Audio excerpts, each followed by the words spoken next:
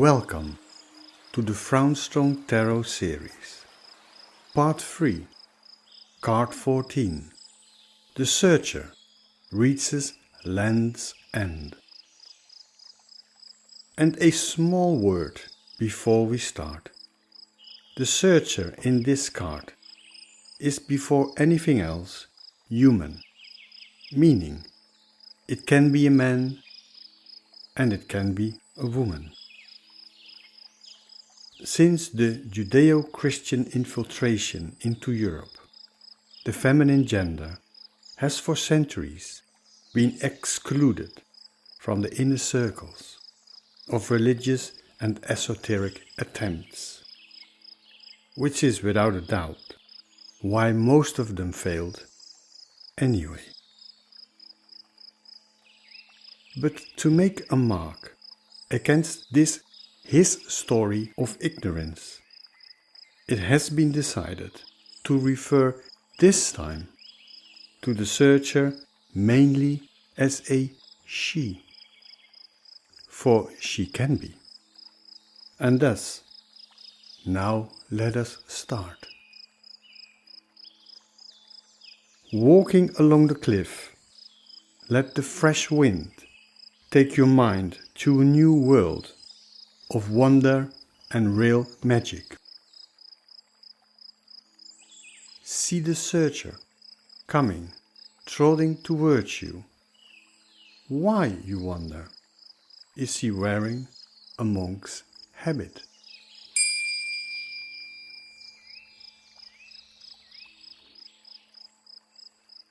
It is an interesting curiosity that the name for the monk's cloth, habit, is the same word as the word used for describing what could be seen as almost compulsive action that is generally difficult to change and being repeated throughout one's life, namely your particular habit.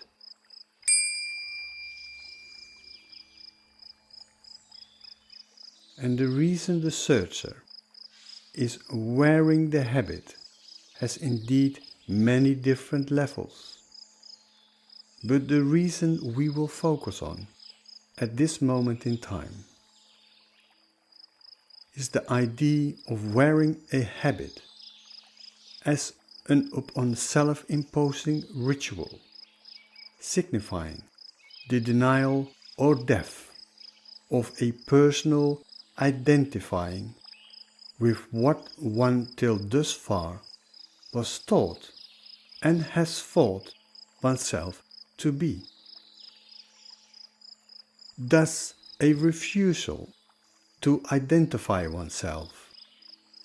Hence, all monks in the abbey wearing the same habit, signaling the concept of the brother-sisterhood being one, of kindred spirit, no different clothing, exhibiting a separate identity, which, let's face it, is only an imagined tool to separate what in true design and blueprint is really one, the human race.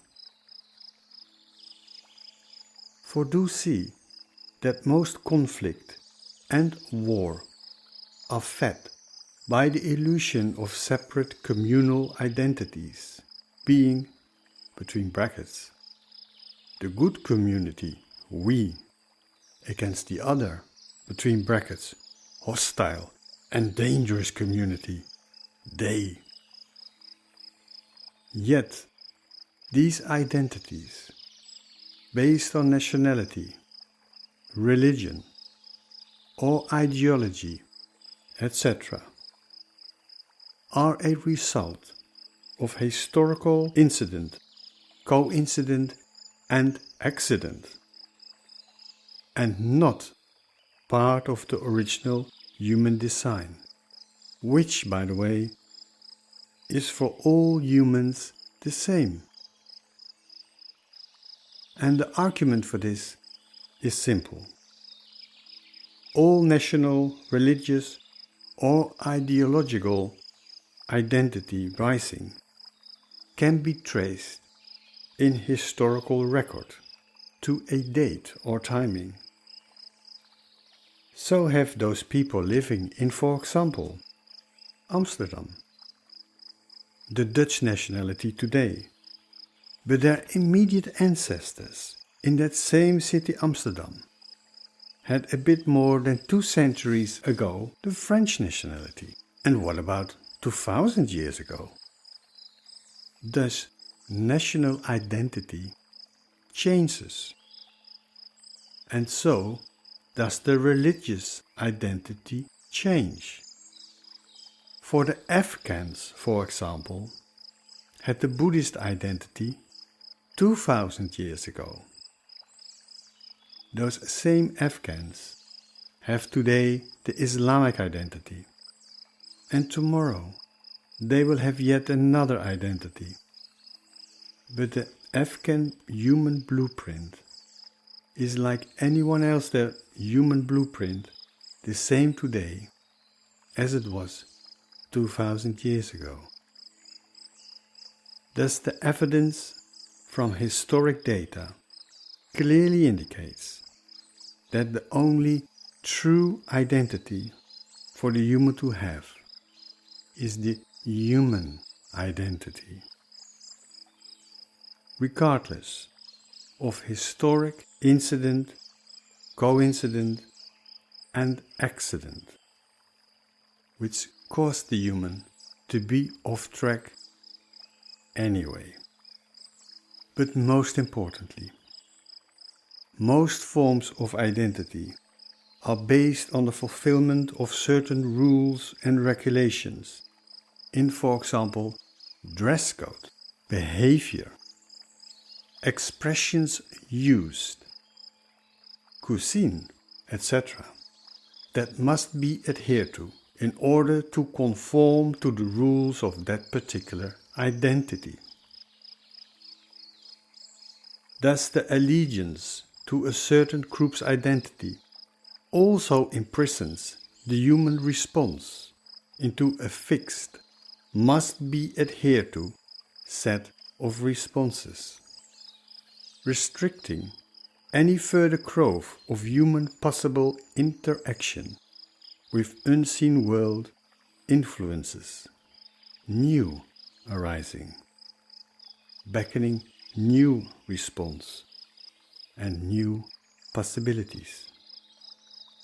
Having understood this, the searcher, thus, in this card, is wearing the habit of denial of identity, as to keep for the searcher the question open: what am I here to do? And if the creation of the human model itself is not a coincidence, and a short study of the genius of the human machine workings can only lead to that conclusion, then will there be an inner calling put in place that could be heard if we knew how to listen. And this brings us to the next symbol in this card, the blue lantern. And this symbol can only be approached by a question, further opening up its significance. For an explaining answer would lessen and restrict its true and far-reaching what can be termed creational entanglement. And that opening question must be: does the searcher carry the lantern, or does the lantern lead the searcher? In other words, is the searcher prompted to bring the blue lantern to where the blue lantern must be, but cannot get by itself? And since everything in this part of creation is at the mercy of the brutal dictatorship and yet the generous blessing of opportunity and choice by the window of time in which we are allowed to appear. So too does the burning of the blue flame in the searcher's lantern also have its timing. And this brings us to the next symbol in this card, the number 9. See that the number 9, as represented in our numerical writing system, is the last real number, meaning that those numbers following number 9 are written using the combining of the numbers up till number 9. For example, number 11 is represented by a double number 1, etc. Thus making number 9 the last real original number. As such, the number 9 can be understood to represent the fulfillment of one octave, and thus the heralding of a new octave, or new birth. And does it not take 9 months for the human to be born? And does the number 9 not look like a circle with a tail?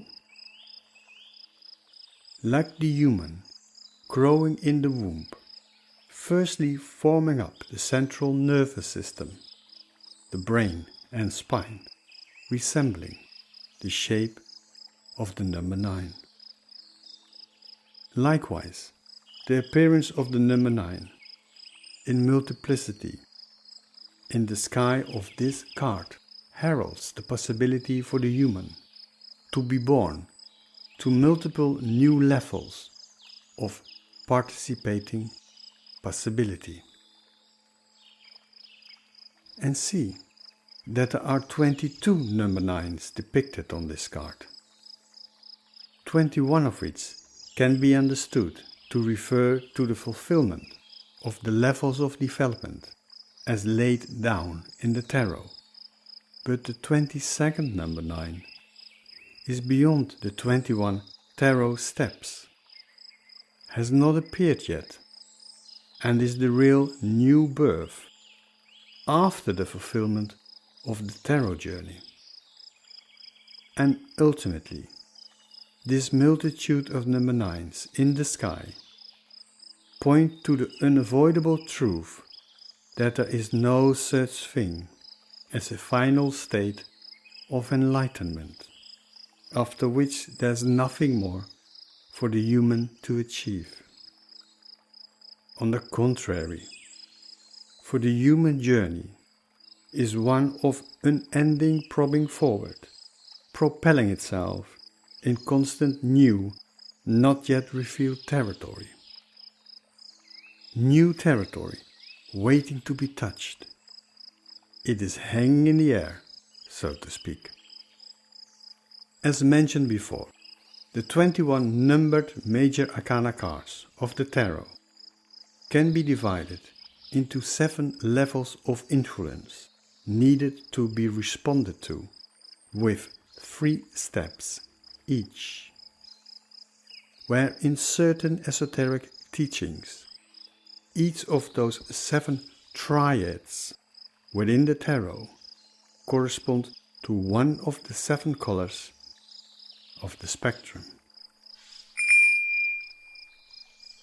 It is an interesting curiosity that the 7 colors of the spectrum represent the wavelength of light visible to the human eye, with ultraviolet, that we cannot see, on one end of that bar of light that we can see, and infrared, that we cannot see, on the other end of that bar.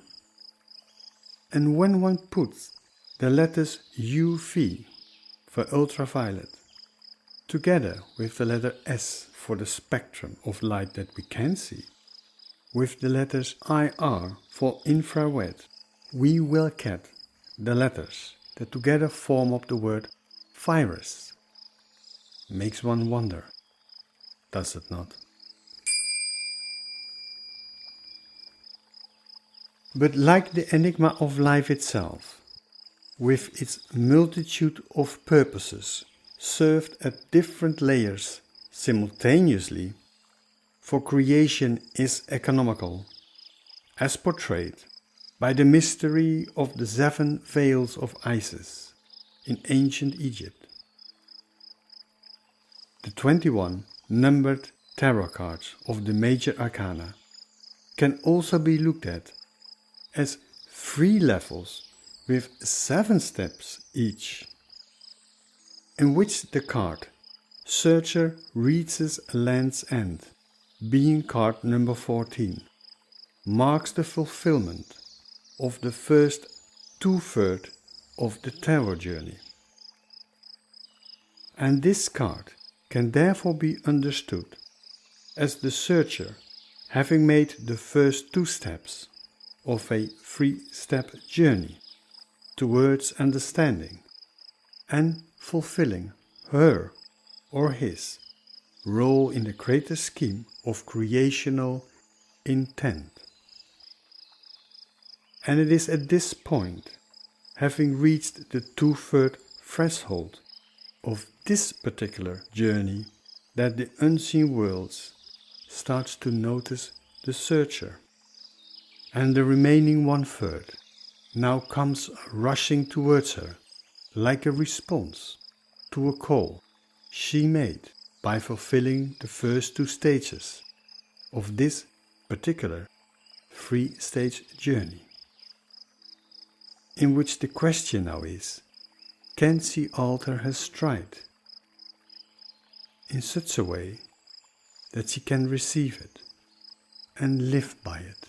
For it is here that she truly reaches the end of the land, symbolizing that which could be found as landmarks in the physical worlds, in the shape of those few recorded remnants of truth, discovered by the tireless hard work of those special people and high people that have gone before us, and thus to uncover the next phase of instruction and knowledge in order to leave the shores of what was and cross into what will be.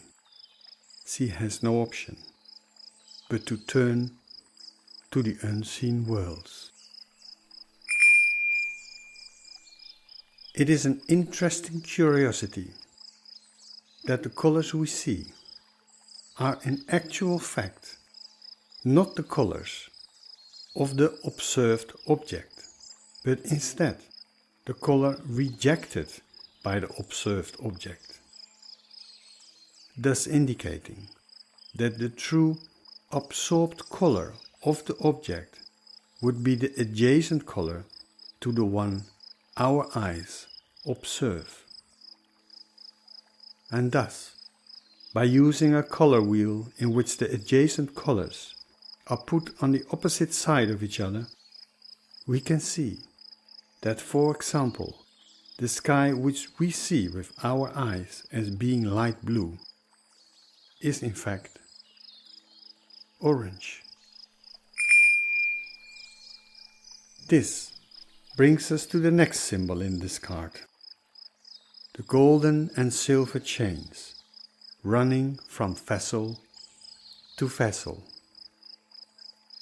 These chains can be called the golden chain of what was and the silver chain of what will be, in which the golden chain runs from the pyramids in the distance, representing what was, thus running from right to left when looking at the card, whilst the silver chain of what will be comes running from left to right when looking at the card, thus from the opposite direction. The chains meet each other in the golden and silver vessels of epochs. For know that this, our human appearance, with its history, is not the only one ever having been, for there have been many human appearances with their history or her story before this, our one, and their influence through the golden chain of what was is present in this, our allowed appearance in time. For see, as science will say, energy once created can never be destroyed. And as we all know that our nervous system contains millions of nerve cells called neurons that are highly specialized to transmit electrical signals that keep us going and make us participate and experience life. And we also know that an electrical signal will cause a magnetic field, and that every magnetic field attracts an electrical signal. Thus, it is easily understood that everything that has happened on this planet leaves an electromagnetic footprint behind. And dependent on the intensity or quality of the electrical signal transmitted during an event, it will be dominantly present.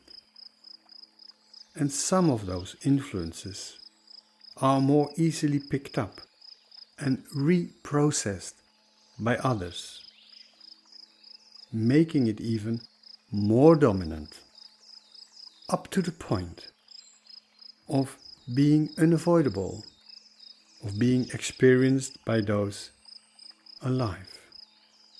But it is the more fine of those influences, still alive in the unseen worlds, as represented by the land at the other end of the golden chain that this card is pointing at. The unseen world influences that only approach those, like our searcher, who make a signal of tested perseverance upon the path towards serving the progression of creation. Like that special girl that will only yield to that man who has proven to really love her, so she can be safe with him to further blossom. And these special unseen worlds influences, captured, embodied, and generated in special times and epochs by high people during extraordinary events and civilizations, starts now to radiate towards the searcher its knowings and good feelings, symbolized in this card by the presence of the pyramids and obelisks of that mysterious pre-sand Egypt, as a representative of all high influences in support of, and thus including itself into the searcher's quest. So the searcher's quest might be more tuned in with the quest of the ages towards universal participation, with the hope that by so doing the searcher starts to send a signal of invitation for new, not yet embodied influences to come through the silver chain of what will be, to kick off the next phase of human evolution towards creational inclusion. For really, the human is the communicator between the best of that what has been and that which is yet to come, that blends these two together in this time now. But can the searcher turn her head and see it? Or is he too preoccupied with how she thinks the way ahead should be? Realize, therefore, that the for you and me new perceptions and ideas appearing on the screen of our mental faculties, of those special new good feelings that we may experience, are mostly not really our catch, but present themselves to us because of the signal we transmit into the unseen worlds by our dwellings. And they really mostly are originally caught by those of old that went before.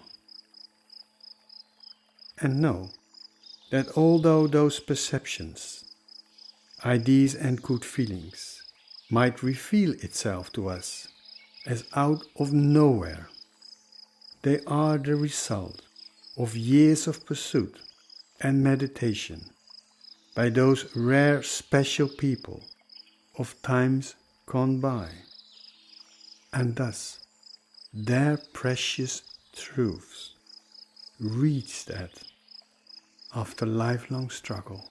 And now it comes to you in the blink of an eye, with the call for you as a representative of the human race to take this hard fought for truth further as a platform, inviting the now new incoming state of possibility, leading to the culmination of the human fulfillment. For you, like me, and all those passed on, present now, and yet to come, are all but a small link in the long chain of the human endeavor, stretching back epochs into that great enigma that we so casually call time. And here, this introduction into an approach towards understanding card 14, the searcher reaches Land's End of the Frownstrong Tarot, ends. Thank you for watching, and if it will be so, till next.